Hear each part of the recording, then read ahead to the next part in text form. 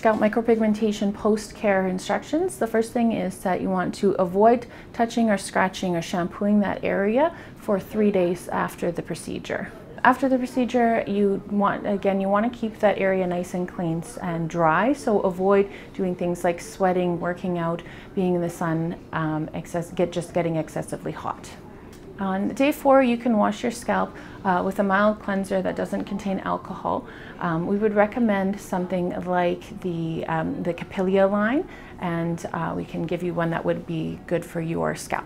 So if your scalp is dry, we do want to keep it moisturized. The ink can not adhere if it gets too dry. Something like applying bio oil can help with keeping the scalp moisturized between treatments. And then you want to avoid anything like UV rays or intense sun or even a sunburn during the next 30 days after the treatment, as well as things like chlorine.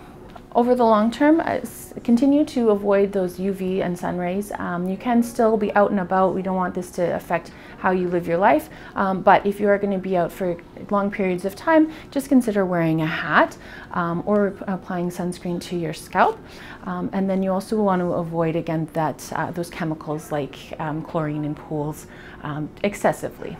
You also want to avoid products that have high alcohol content.